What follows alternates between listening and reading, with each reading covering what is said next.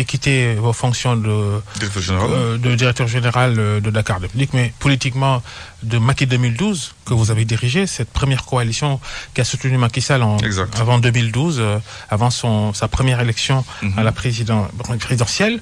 Vous êtes où, Moussa Diop? Vous savez, la mouvance présidentielle n'appartient à personne. J'en fais partie depuis qu'elle ne soit née. J'en fais partie depuis Macky 2012. Benno Bokk Yakaar est né après le premier tour. Le mérite revient aux petits poussés qui ont poussé le président Macky Sall à aller affronter le président Wade au deuxième tour.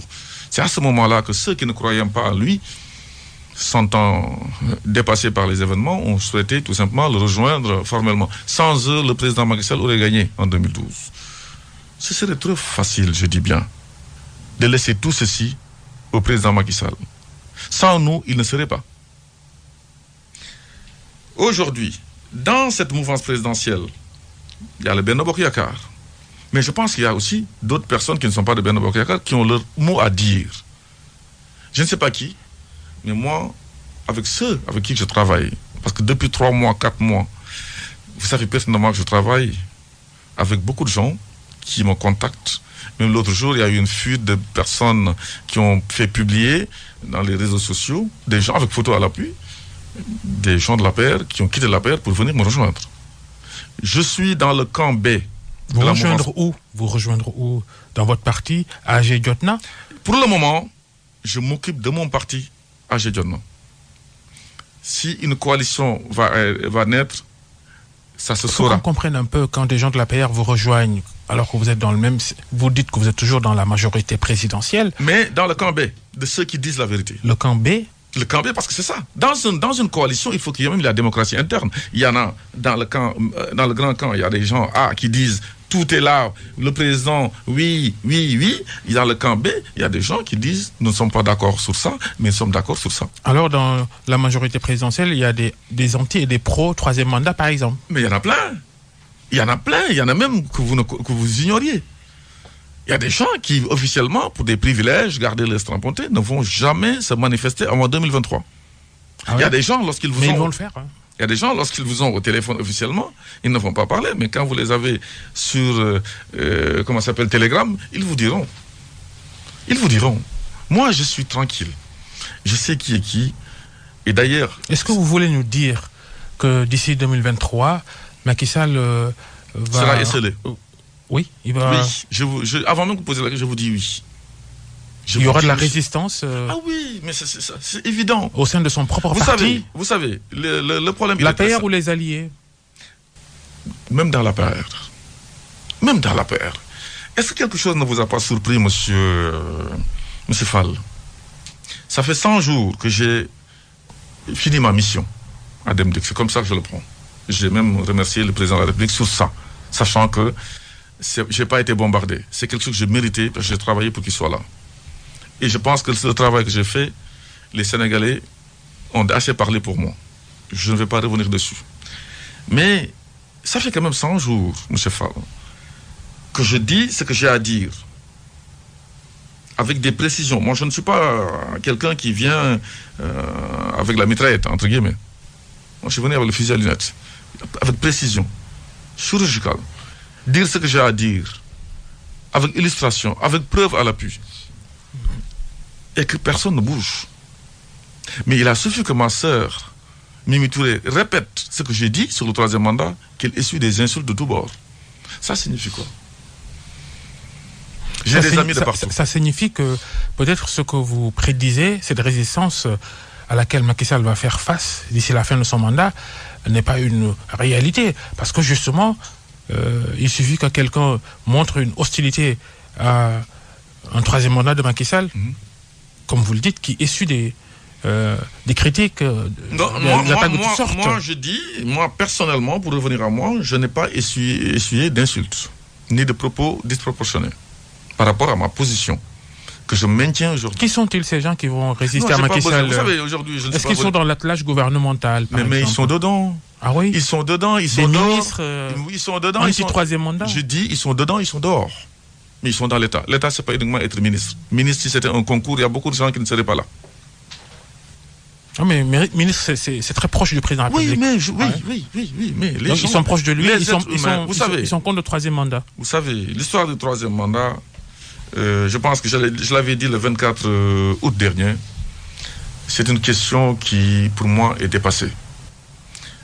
Les gens disent que ce n'est pas le moment. Moi, je dis que c'est dépassé. Parce que les textes l'ont prévu, l'ont clairement... J'ai même entendu un ministre, devant vous ici, affirmer que c'est le président Macky Sall qui a créé la limitation des mandats à 2. Ce qui est archi faux. Je me demande de quelle école il sort. Lorsque le président Wade est arrivé en 2000, il a trouvé une constitution sans limitation de mandat, ce qui a permis au président Diouf de faire 19 ans. C'est lui qui a amené la limitation de mandat avec le référendum de 2001. Avant d'y revenir. Hein. Avant d'y revenir, parce qu'il a utilisé ce qu'on appelle la rétroactivité. Quand j'étais président, le jour où j'étais président, il n'y avait pas de limitation. On peut le comprendre. Mais nous, ce n'est pas valable pour Macky Sall. Notre régime, c'est pas le cas. Cette jurisprudence-là, c'est pas valable pour Macky Sall. C'est pas valable. Personne ne peut venir aujourd'hui nous dire le contraire. En juriste, dans l'éthique, la morale et surtout le respect de la parole donnée. Oui, mais légalement, est-ce que c'est pas la même chose un peu? C'est pas possible. D'ailleurs, lorsque le président Macky Sall est arrivé, il a encore serré le vis. En disant, dans l'article 27 alinéa 2, nul ne peut faire plus de 2 mandats consécutifs. Point. C'est pas de 5 ans ou de 6 ans ou de 7 ans. C'est pas précisé. C'est dit, nul ne peut faire plus de 2 mandats consécutifs. Point. Mais c'est du français. Ces gens qui vont résister à Macky Sall, Idrissa Seck, il ne va pas faire partie. Il vient d'arriver. Vous pensez que lui, il va cautionner ou il va s'opposer Franchement, M. Fall, j'aurais souhaité parler de tout le monde sauf de ce M. Idrissa Seck. Moi, je suis droit dans mes bottes. Des personnes qui n'ont pas de parole, qui sont dans des deals, qui sont dans des protocoles. Je ne parle pas de Rebeuss seulement. Des gens qui vous disaient, les années passées, oui, avec Wade, j'ai pris des sous, je les ai planqués, je les rapporterai au peuple sénégalais. Vous les avez vus aujourd'hui rapporter cet argent? Et c'est eux qui parlent. Des gens qui vous disent, jamais dans ma vie, je ne serai nommé par décret. Et le serai même, je mettais AI, je ne mets pas AIS. Et qui aujourd'hui changent complètement de veste. Des gens qui ont critiqué des institutions. À quoi sert un programme électoral? C'est un contrat après entre vous et les citoyens. Budgétivore, et vous finissez par en être le président. Il dit qu'il a parlé du HCCT, pas du Conseil économique, social et environnemental. Vous savez, il faut quand même qu'on soit un homme de parole. Vous vous souvenez des audiences de midi? Lorsque Feu Tanordien l'attendait à la maison du parti pour la coalition informée, l'attendez, je dis bien, rendez-vous pris. Il se retrouve au palais parce que assoiffé de pouvoir. Moi, ce n'est pas comme ça que je vois la politique. Et d'ailleurs, sur cette question, c'est vrai que j'ai poussé une boutade en demandant au président Macky Sall de ne pas verser dans l'humiliation de ses alliés de première heure, dont Mimi Touré. Lorsque le président de la République se faisait lyncher médiatiquement par Idrissa Seck, qui le trouvait incompétent, dont la parole n'avait aucune valeur, qui sortait en premier lieu pour faire face à Idrissa Seck? C'est Mimi Touré. Moi, je trouve ça malsain. Vous aurez mis même un singe là-bas. Ça ne me gênerait pas parce que vous nommez aux postes civils et militaires. Mais politiquement, quand la personne qui vous défend, vous le mettez là-bas et vous mettez son ennemi, je ne dis pas son adversaire, ça pose problème. Quand quelqu'un vous défend, en pleine instance judiciaire, par exemple, Diaz, vous le dégommez, ça pose problème. C'est pourquoi je ne comprends plus mon président de la République depuis 2019. 2012-2019, quelle aisance j'avais à le défendre, sans qu'on m'ait lancé un lasso autour du cou pour faire partie d'une task force. Je le faisais naturellement. Pourquoi il a fait venir Idrissa Seck, à votre avis? Avec quelle visée politique, à votre avis? Vous savez, je ne suis pas dans le Mourokso. Moi, je suis dans le Soukarakso. Tourando, voilà. Nanondo. Donc, moi, je trouve que j'ai horreur de la politique politicienne. J'ai horreur de la transhumance. Je l'ai toujours dit et défendu. Quand vous vous êtes battu pour que je ne sois pas, le jour que je serai, vous mettrez là-bas et je travaillerai non seulement avec mon programme, mais avec les hommes qui m'ont soutenu. Opposez-vous. C'est votre rôle. Il faut aussi un pouvoir qui gère et une opposition qui s'oppose. Mais quand vous faussez le jeu électoral, quand vous faussez la souveraineté populaire, en disant, par exemple, écoutez, je donne un exemple pratique, parce que la théorie, moi, je ne connais pas. Moi, je me suis battu à un moment donné en 2019, jusqu'à ce que vous m'ayez appelé ici pour me demander vos propos concernant le Baol. Vous vous souvenez? L'autoroute Ila Touba. Ila Touba et tout ceci. Je défendais mon candidat en disant que fallait une arme en Wolof. Mais ceux-là qui étaient à Touba, qui ont dit qu'ils ne voulaient pas du président Macky Sall, qui ont misé donc sur Idriss Seck, il a tout pris, il a remis à celui dont il ne voulait pas. Ça signifie que ça fausse le suffrage. Moi, je suis quelqu'un constant dans tout ce que je fais. Quand je suis entré en politique, c'était rejoindre l'opposition, alors que j'avais été saisi d'abord par le président Wade, qui m'avait reçu en 2000 chez lui, sans avoir été d'abord au palais. J'habite à Midi 3, Sicap Midi 3. Il m'a reçu, à point 1, en disant qu'il fallait nettoyer le palais avant qu'il y ait. Il m'a reçu. J'ai refusé d'aller au gouvernement. J'ai été avec Ousmane Ngom jusqu'à ce qu'il ait fait ce qu'il a fait. J'ai coupé. Je suis parti, j'ai retrouvé des amis indignés en politique. Nous avons créé AG Jotna après une transition avec Tanordien. Aujourd'hui, nous sommes constants dans ce que nous sommes. Je me suis battu donc contre Wade pendant 12 ans. Dieu a fait que nous a donné le pouvoir. Mais, le septennat, premier mandat du président de la République, j'étais à l'aise pour le défendre. Mais depuis 2019, je ne comprends plus. Depuis qu'il est réélu, je ne comprends plus. Cette alliance, Macky Sall et Idrissa Seck, vous la voyez vivre jusqu'en 2024? Je ne suis pas prophète, mais je tiens à dire que je n'ai pas compris la suppression du poste de Premier ministre. C'est pourquoi mon frère... Qu'est-ce que ça va voir avec la question? Vous savez, depuis cette réélection, moi je suis quelque part un être humain qui a un cœur et un cerveau synchronisés. Je ne peux pas défendre quelque chose refusé par mon cœur. Donc, ceux qui essayent, on sait que c'est artificiel. C'est pourquoi moi, je considère que toutes ces choses qui ont été faites après me posent problème, au point que je ne sais pas mentir. J'ai dit ce que j'avais à dire dans les règles de forme et le résultat est là. La suppression du poste du Premier ministre, on annonce son retour, cette fonction de chef de gouvernement, vous y croyez?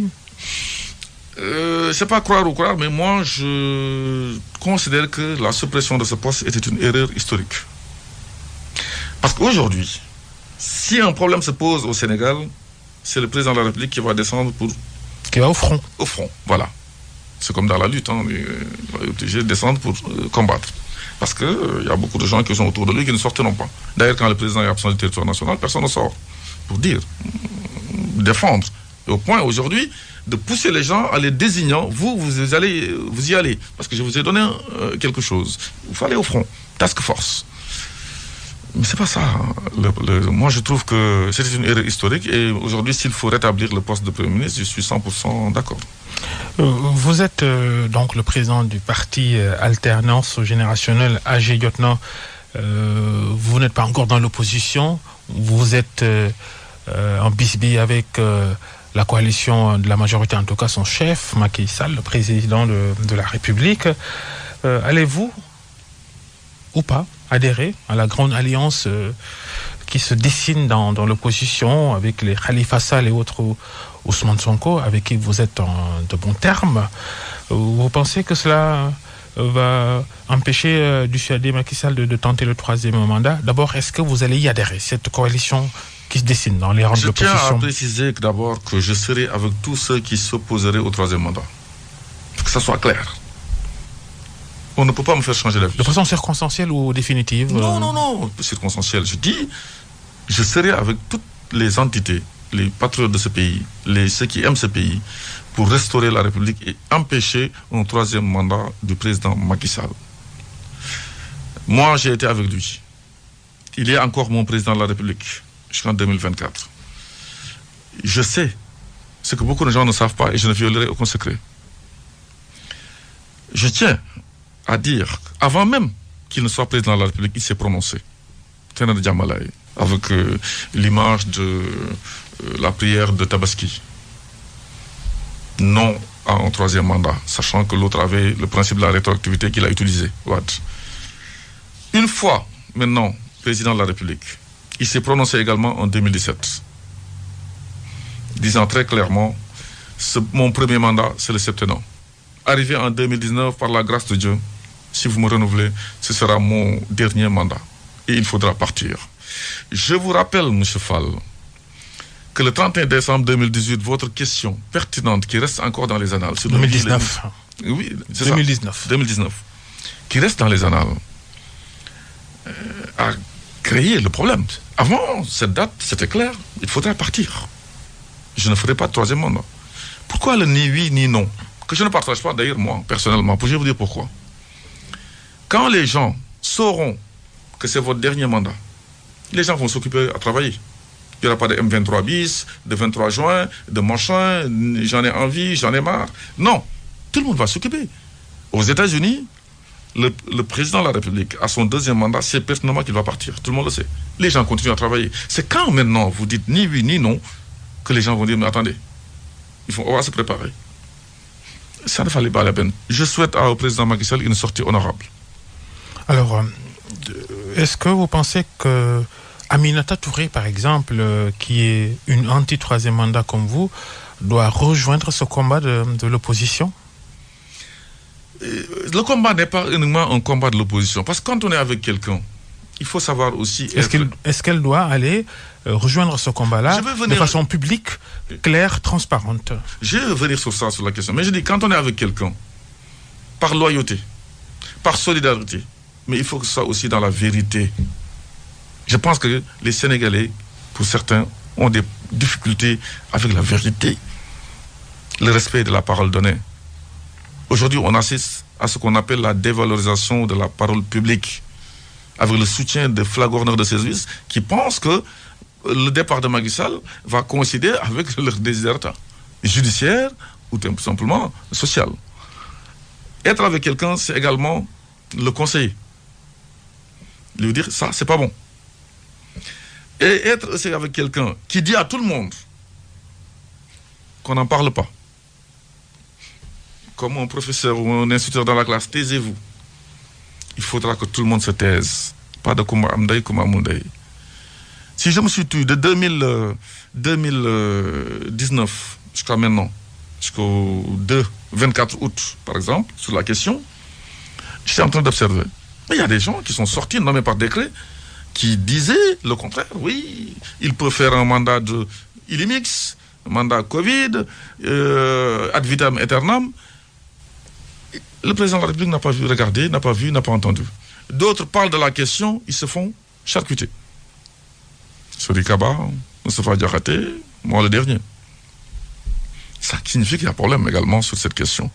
Donc moi je trouve que Mimi Touré, qui a été comme occupé des hautes responsabilités dans ce pays, fera, je ne dis pas devra, fera partie de ceux qui vont s'opposer en troisième mandat et rejoindre le camp de ceux qui vont s'opposer.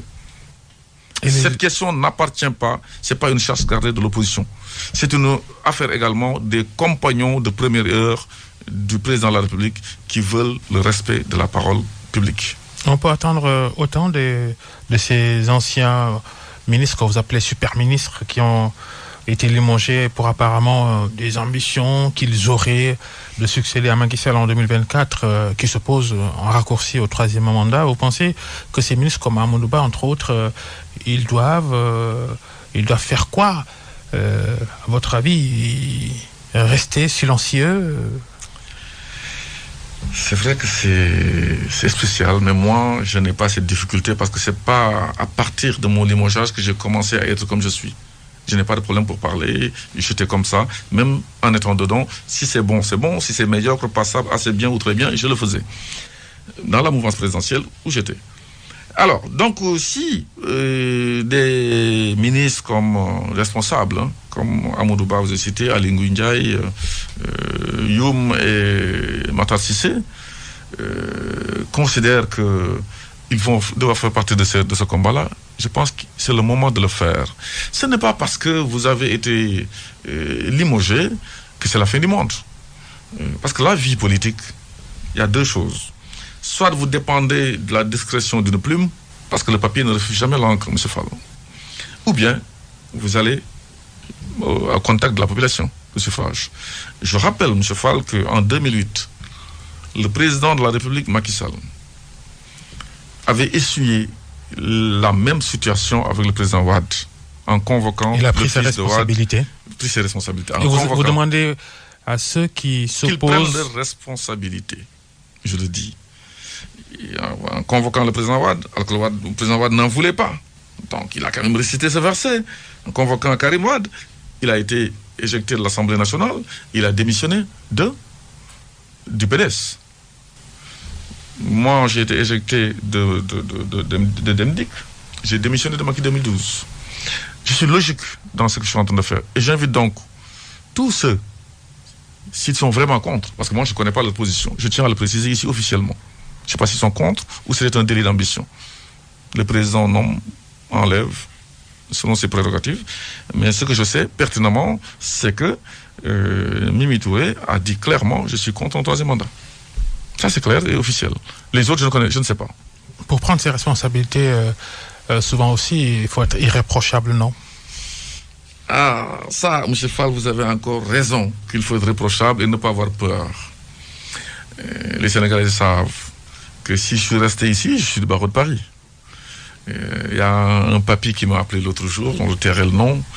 Mais Moussa, pourquoi vous ne prenez pas votre avion, vous retournez travailler, laissez tranquille Macky Sall que j'ai au cœur? Je lui dis, mais vous voulez me faire exiler? Je suis chez moi, au Sénégal quand même. Ça signifie que il faut prendre ses responsabilités et être irréprochable et être clean. Dans la gestion, c'est pas facile. Dans les conditions à l'africaine, d'avoir un budget de 11 milliards et de n'avoir touché aucun centime dessus. Dakar Dem Dik, ce n'est pas une mince société. Aujourd'hui, il va même à l'étranger.